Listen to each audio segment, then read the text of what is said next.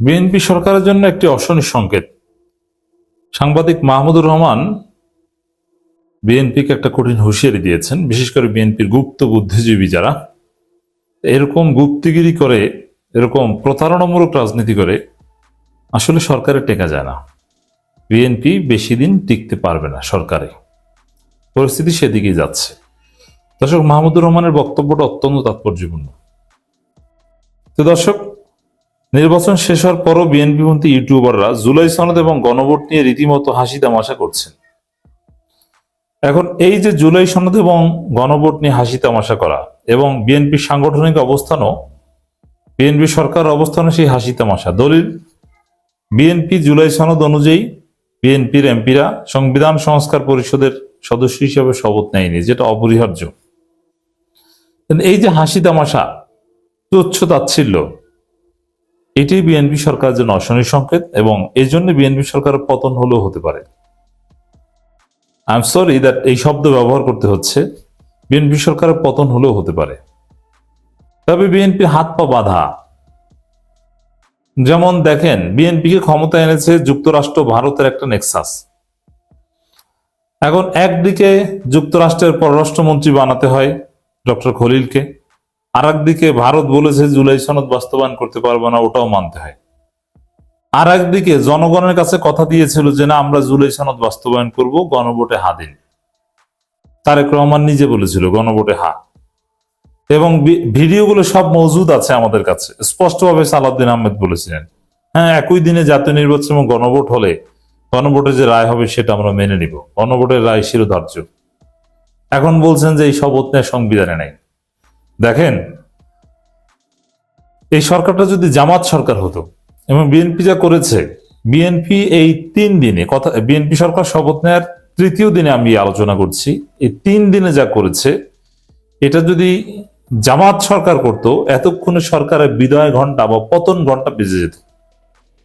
ভাগ্য ভালো বিরোধী দলের জামাত বিরোধী দল হিসেবে অনেকটা দুর্বল এবং ধৈর্যা, কার্যকর রোল প্লে করতে পারছে না। এখন এটার হয়তোবা দীর্ঘমেয়াদী কোনো ভালো দিক থাকতে পারে, কিন্তু আপাতত যা দেখা যাচ্ছে সেটা ধৈর্যে বিরোধী দল জামাত।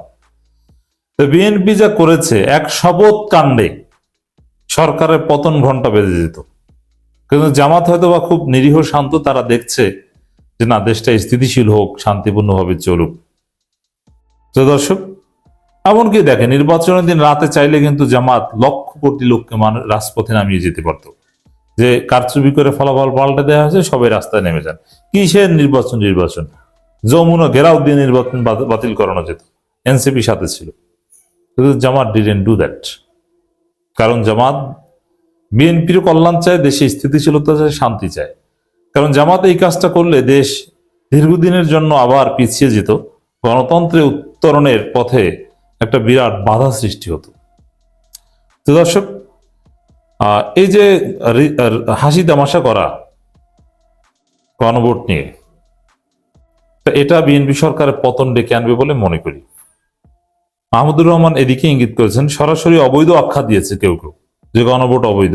সুতরাং নব্য বিএনপির গুপ্ত বুদ্ধিজীবীরা যে সবাই নাতে সিল দিয়েছে, এটা নিশ্চিতভাবে ধারণা করা যেতে পারে। এখন বিএনপির একাংশ না ভোট দিয়েছে, আবার তারেক রহমান হা ভোটের পক্ষে প্রচারণা চালিয়েছে। এখন এসে ওই নায়ের পক্ষে তারেক রহমান, কারণ তারেক রহমানের নেতৃত্বে তো শপথ নেওয়া হয়নি। এখন জটিলতা অনেক তৈরি হয়েছে। জামাতের বিধান, জুলাই সনদের বিধান অনুযায়ী যে কজন সদস্য দরকার, 70 জন দরকার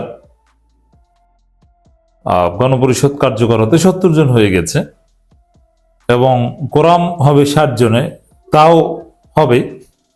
অতএব জামাত চাইলে কিন্তু একটা প্যারালাল সংবিধান তৈরি করে ফেলতে পারবে সংবিধান সংস্কার পরিষদের সদস্য হিসাবে।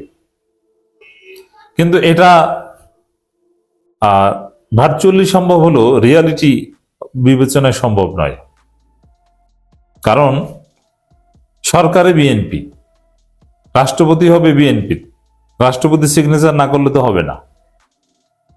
এর মানে দেশটা কোন দিকে যাচ্ছে যা দেখছেন আপনি, তো এখন এইভাবে উল্টাপাল্টা কাজ করে কি আসলে সরকারে টিকে থাকা যায়? যায় না।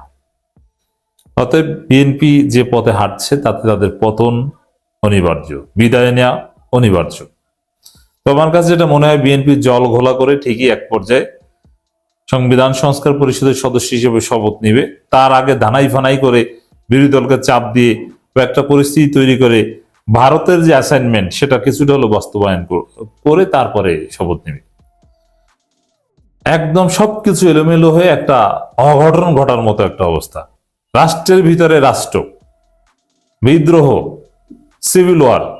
বিএনপি যদি এই জুলাই সনদ নিয়ে তামাশা করে, কারণ জুলাই সনদ হাজারো শহীদের রক্তের উপর ভিত্তি করে রচিত, সেই জায়গার সাথে যদি প্রতারণা করে বিএনপি সরকার টিকতে পারবে না, থাকতে পারবে না, টেকা সম্ভব নয়। তো মাহমুদুর রহমান যেটা স্মরণ করিয়ে দিয়েছেন এটা অত্যন্ত তাৎপর্যপূর্ণ। তো দর্শক, বিএনপি সংবিধান সংস্কার পরিষদের সদস্য হিসেবে শপথ নেয়নি, কারণ যেটা বলেছে এতে বিএনপির ক্ষমতাই বৈধ হয় না। কারণ তারা বলছে সংবিধানে নাই। সংবিধানে কি হাসিনা পালিয়ে যাওয়ার কথা আছে? প্রধান বিচারপতি শিশির মনির একটা আলোচনা চমৎকার ভাবে এগুলো তুলে ধরেছেন একটা টেলিভিশন আলোচনায়। প্রধান বিচারপতি, বায়তুল মোকাররমের খতিব সহ সবাই পালিয়ে যাবে, এটা কি আছে? সংবিধানে নাই। গণঅভ্যুত্থান আছে? নাই। ইউনূস সরকার যেভাবে গঠিত হয়েছে ওটা কি আছে? নাই। আপনি আপিল বিভাগের রেফারেন্স দিয়ে গঠিত করেছেন, সেটা বৈধ ধরে নিল, 90 দিনের জন্য বৈধ, 90 দিনের মধ্যে আপনাকে নির্বাচন দিতে হবে, তাও হয়নি। তো কি হয়েছে? আবার অন্তর্বর্তী সরকারের কোনো অস্তিত্বই নাই সংবিধানে। সিইসি শপথ করিয়েছেন, তারও কোনো অস্তিত্ব নাই। তো মোটের উপরে জুলাই সনদকে অস্বীকার করলে বিএনপি সরকারই অবৈধ, নির্বাচন অবৈধ, ইউনূস অবৈধ, সব অবৈধ। আসলে আওয়ামী লীগের সাথে ভারতের সাথে বিএনপির চুক্তি হয়েছে যে ভারত আমাদের ক্ষমতা এনে দিন, আওয়ামী লীগ আপনারা ভোট দিয়ে আমাদেরকে ক্ষমতা এনে দিন, জুলাই সনদ টনদ আমরা মানি না এবং আপনাদেরকে বৈধতা দেওয়া হবে। সবচেয়ে বড় ডিল কিসের বিনিময় হয়েছে আওয়ামী লীগের সাথে? জুলাই সনদ অস্বীকার করার বিনিময়ে। কারণ জুলাই সনদ যেভাবে পাশ হয়েছে গণভোটে হায়ের মাধ্যমে, এতে আওয়ামী লীগ আজীবন নিষিদ্ধ হয়ে যায়, সাংবিধানিকভাবে নিষিদ্ধ হয়ে যায়। জামাত নিষিদ্ধ হয়েছিল আইনিভাবে, ওটা যে কোনো সময় বাদ দেওয়া যায়, কিন্তু গণভোটে সাংবিধানিকভাবে কোনো একটা দল নিষিদ্ধ হলে আর একটা গণভোট ছাড়া ওই দলকে কোর্টও বৈধতা দিতে পারে না, সুপ্রিম কোর্টও বৈধতা দিতে পারে না। তো এই জন্য আওয়ামী লীগের সাথে ডিল হয়েছে যে আমরা জুলাই সনদ বাতিল করে দিব, ভারতের সাথে ডিল হয়েছে। কিন্তু সরকারে টিকে থাকতে পারবে না জুলাই সনদকে এভাবে অস্বীকার করলে। এই জন্য কিছুদিন পর আওয়ামী লীগ এবং ভারতের সাথে প্রতারণা করে বিএনপি জুলাই সনদ গ্রহণ করতে পারে বা শপথ নিতে পারে। তাতে যেটা হবে, সব জায়গায় প্রতারক হিসেবে আখ্যায়িত হবে। এভাবে প্রতারক চরিত্র নিয়ে তো আপনি ক্ষমতায় থাকতে পারবেন না। একটা মানুষ সৎ বা পরিবর্তন হওয়ার আগে, খারাপ থেকে ভালোতে পরিবর্তন হওয়ার আগে তার পিছনের ঝুলি সব ঝেড়ে ফেলে দেয়, বলে আমার এই ব্যর্থতা ছিল, আমার এই অসুবিধা ছিল, বলে সবাইকে। তারেক রহমান কি এই কাজটা করেছে যে উনি কোন অন্যায় করেছেন? তারেক রহমান কি বলেছেন উনি কোন আইন ভঙ্গ করেছেন? উনি নিজে তো করেনি নাই। এখন আপনাদেরকে আমি উদাহরণ দিয়ে যদি একটা কথা বলি, কোর্টে যদি কোনো একটা কেসের ক্ষেত্রে একটা জাজ, বিচারকদের একটা প্যানেল একটা সিদ্ধান্ত নেয়, পরবর্তীতে ওই সিদ্ধান্তটাকে প্রেসিডেন্স হিসাবে কোর্টে হাজির করে, বলে যে অমুক জায়গায় এই কোর্টের এই বিচারিক আদালত এই কাজটা করছে, রেফারেন্স হিসাবে আসে। আপনারা কি জানেন তারেক রহমান একটা জিনিস এস্টাবলিশ করে গেলেন? কি এস্টাবলিশ করে গেলেন? মানে বিদেশি একজন নাগরিক, উনি তার নির্বাচনের হলফনামায় প্রকাশই করেন না যে উনি কোনো বিদেশি নাগরিক। তাহলে কি উনি একটা প্রেসিডেন্স তৈরি করে গেলেন? ভবিষ্যতে খজিব আহমেদ ওয়াজেদ অথবা আমি জেকব মিল্টন অথবা অন্য কেউ দেশে গিয়ে যখন হলফনামায় ওই কথাটা লিখবে না, এখনকার নির্বাচন কমিশন কি আমার মনোনয়ন অথবা সজীব আহমেদ ওয়াজেদের মনোনয়নের ক্ষেত্রে তারা কি এটাকে ওভারলুক করবে? জিজ্ঞাসা করবে না? সজীব আহমেদ ওয়াজেদ না হয় বলল আমার নানার নাম মুজিব শেখ, আমার মায়ের নাম হাসিনা শেখ, তো আমার স্পেশাল প্রিভিলেজ আছে, সজীব আহমেদ ওয়াজেদ বলবে আমার স্পেশাল প্রিভিলেজ আছে, আমার ওটা বলতে হবে না। তো নির্বাচন কমিশন বলবে কেন বলতে হবে না? তখন সজীব আহমেদ ওয়াজেদ বলবে 2026-এর ফেব্রুয়ারিতে যে নির্বাচন হয়েছে তারেক রহমানের হলফনামায় উনি এসব প্রশ্নের জবাব দেয় নাই, আমার কাছে এই প্রশ্নের জবাব চাচ্ছেন কেন? নির্বাচন কমিশন বলবে চাই নাই। তাইলে ওই সময় সজীব আহমেদ ওয়াজেদ আর মনোনয়ন সরকার হয়তো গ্রহণ করবে, নির্বাচন কমিশন গ্রহণ করবে, কারণ তার নানার নাম মুজিব শেখ, তার মায়ের নাম হাসিনা শেখ। সজীব আহমেদ ওয়াজেদ প্রথম কথা উনি ভারতীয় নাগরিক, সজীব আহমেদ ওয়াজেদ উনি আমেরিকান নাগরিক, এবং উনি বাংলাদেশে গেলে উনি যদি নির্বাচন করতে যান নির্বাচন কমিশন ওনাকে আর না বলতে পারবে না, কারণ বিদেশি একজন নাগরিক শুধুমাত্র ইলেকশনে অংশগ্রহণ করে নাই, তিনি দেশের প্রধানমন্ত্রী হয়েছেন। আমি বলছি না এটা দোষের কিছু। তারেক রহমান, তার দল এবং বিভিন্ন নেতারা সংবিধানকে এমন ভাবে সম্মান করেছে যেন সংবিধানটা আমাদের পবিত্র কোরআন শরীফের চেয়েও পবিত্র। আস্তাগফিরুল্লাহ। এই রোজার মাসে আমার মুখ এমনি খারাপ থাকে, এই খারাপ করা তো সম্ভব না। এখন সজীব আহমেদ ওয়াজেদ যখন বলবে আমার হলফনামায় আমি এগুলো বলবো না, তাকে কেউ আটকাতে পারবে না, কারণ আইনি লড়াইয়ে আর উকিলরা বলবে 2026-এ তারেক রহমান এই আইন ভাঙছে।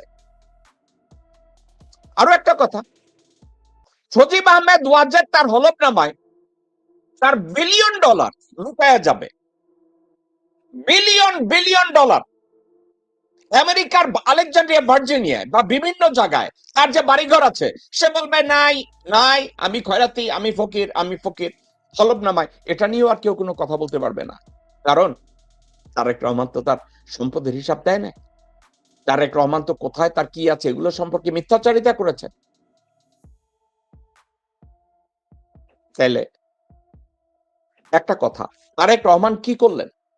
একটা মিথ্যাকে, একটা ভণ্ডামিকে আইনের মধ্যে মার পেয়েছে, উনি নিজে আইন ভাঙলেন, এবং আইন ভাঙার পরে উনি বললেন উনি আইনের শাসন প্রতিষ্ঠা করবেন। এটা তো বিশাল কোয়ালিটি। নিজামুদ্দিন আউলিয়া 101টা খুন করে যদি আউলিয়া হয়, তাহলে তারেক রহমান নিজে আইন ভাঙবে, আইন ভেঙে উনি আইনের শাসন কেন প্রতিষ্ঠা করবে না? উনি তো বিশাল আউলিয়া হবেন। উনি পীর আউলিয়া যদি হন, ভবিষ্যতে ওনার নামের আগে যদি এই নিজামুদ্দিনের মতো যদি আউলিয়া শব্দটা লেখা থাকে, আপনারা তো অবাক হওয়ার কিছু থাকবে না। কিন্তু একটা কথা আপনারা ভুলে যেন না, তারেক রহমান না হয় পার পাইল, সজীব আহমেদ ওয়াজেদও পার পাইল। তোমাকে তো বলবে আপনিও বিদেশি নাগরিক। আমি বলবো ভাই, আপনারা তারেক রহমানের নমিনেশনের সময় এটা নিয়ে নাড়াচাড়া করেন নাই, সজীব আহমেদ ওয়াজেদেরটা নিয়ে নাড়াচাড়া করেন নাই, তাহলে আমারটা করতেছেন কেন? তখন বলবে আপনার নাম কি মুজিব শেখ, আপনার বাবার নাম কি মুজিব শেখ, না আপনার মায়ের নাম হাসিনা শেখ? আমি বলবো না। তাইলে আপনারটা তো ধরতে হবে। কেন ভাই? আপনারা তো তারেক রহমানের ধরছেন আর কিছু কর নাই। নির্বাচন কমিশন কইব আপনার বাপের নাম কি জিয়া, আমি বলবো না। আপনার মায়ের নাম কি খালেদা জিয়া, আমি বলবো না। তাহলে বলবো হয় না, তাহলে তো আপনাকে করতেই হবে। আমি তখন বলবো কেন এই যে আব্দুল আওয়াল মিন্টু, তার বাপের নাম তো মুজিব শেখও না, জিয়াও না। তখন নির্বাচন কমিশন আমারে বলবে মিয়া আপনি বেশি কথা কন, আব্দুল আওয়াল মিন্টু ভারতের 5 আসছে, জিয়ার 5 আসছে, মুজিবের 5 আসছে, যে যখন আসছে এরশাদের 5 আসছে, চারটা চুক্তি সিনেমার করে ফেলাইছে, এই জন্য আব্দুল আওয়াল মিন্টুর স্পেশাল প্রিভিলেজ আছে। কেন থাকবে? আপনি তো কারো 5 নাই। আমি তখন মুখ বুঝে বলবো, ভাই আমি কোন দেশে আসছি? আমি বললাম ঠিক আছে ভাই, আব্দুল্লাহ আল মিন্টু তারে না হয় বাদ দিল, তাইলে এইবার ওই যে এই লন্ডনে যে আব্দুল মালেক আছিল, আব্দুল মালেকের বাপের নাম তো জিয়া না, মায়ের নাম তো খালেদা জিয়া না। কারণ বলছে উনি লন্ডনে তারেক রহমানের বাসায় 17টা বছর বাজার কইরা দিছে। 17টা বছর মূলা কিনা দিছে, আলু কিনা দিছে, মাছ কিনা দিছে, সাপ্লাই দিছে। আপনি এগুলো করছেন? আমি বলছি না ভাই, আমি তো এগুলো করি না। এলে মালিক পাবে না তো আপনি পাবেন। আমি বলবো কয়সর এগুলা করছে।